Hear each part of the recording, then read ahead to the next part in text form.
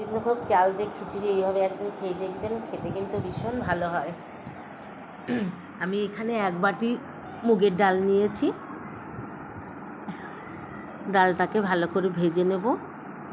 আর নিয়েছি 1 বাটি গোবিন্দভোগ চাল, ওই বাটি মেপে গোবিন্দভোগ চাল নিয়েছি। এবার ডালটাকে আমি শুধু কড়াইতে তেল ছাড়া হালকা করে ভেজে নেব, মুগের ডালের কাঁচা গন্ধ যাওয়া অবধি।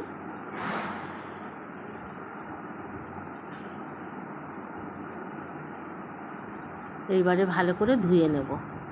আর এইদিকে আমি একটা গামলায় জল বসিয়েছি, জলটা গরম হয়ে গেছে। ওর মধ্যে ডালটা, ধুয়ে রাখা ডালটা দিয়ে দিলাম, দিয়ে কিছুক্ষণ ফুটিয়ে নেব। 3 ভাগের 1 ভাগ ফুটিয়ে নেব।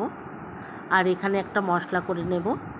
এখানে কিছুটা আদা নিয়েছি, 8টা মতো কাঁচা লঙ্কা, আর বড় সাইজের 2টো টমেটো। এটা মিক্সিতে পেস্ট করে নেব।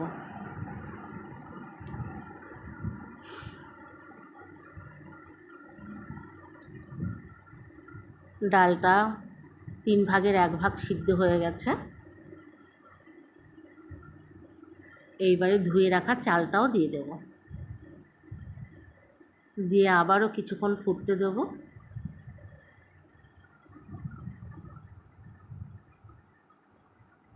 প্রায় ফুটে এসছে। এবারে এর মধ্যে দেব আমি কিছুটা বাদাম ভাজা, দিয়ে দিলাম। আপনারা চাইলে গুঁড়ো করেও দিতে পারেন। আর দিলাম একটা তেজপাতা, স্বাদ মতো লবণ, আর কিছুটা হলুদ আমি জলে গুলে রেখেছিলাম, সেই হলুদটাও দিয়ে দিলাম।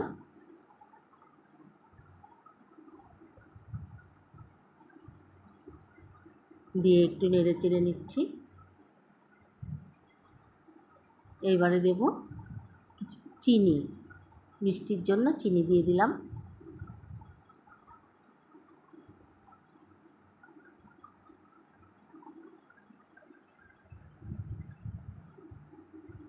এবার একটা ফ্রাই প্যান বসিয়েছি, এতে পরিমাণ মতো তেল দিলাম, আর জিরে আর শুকনো লঙ্কা 3টে দিয়েছি, ফোড়ন দিলাম। এইবারে দেব বেটে রাখা মশলাটা। মশলাটা দিয়ে কিছুক্ষণ কষে নেব।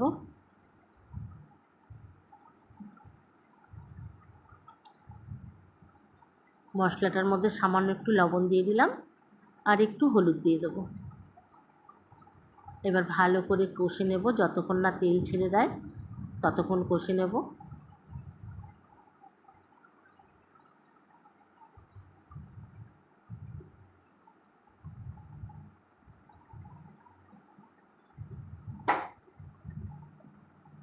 মশলাটা ভালো করে কষে নিয়েছি, তেলও ছেড়ে দিয়েছে।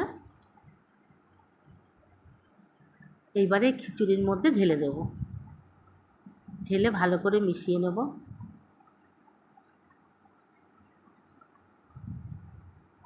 দেখুন খিচুড়িটা আমি একটু হালকা নামিয়েছিলাম, আস্তে আস্তে খিচুড়িটা গাঢ় হয়ে যাচ্ছে। মশলাটা ভালো করে মিশিয়ে নিয়েছি। এবারে এর মধ্যে দেব একটু জিরে আর ধনে ভেজে রেখেছিলাম, সেই গুঁড়োটা দিয়ে দিলাম, আর একটু গরম মশলার গুঁড়ি দিলাম, আর উপর থেকে একটু ঘি ছড়িয়ে দেব। আর রান্নাটা একদম রেডি হয়ে গেছে। আপনারা এইভাবে একদিন খেয়ে দেখবেন, খেতে কিন্তু ভীষণ ভালো হয়। এই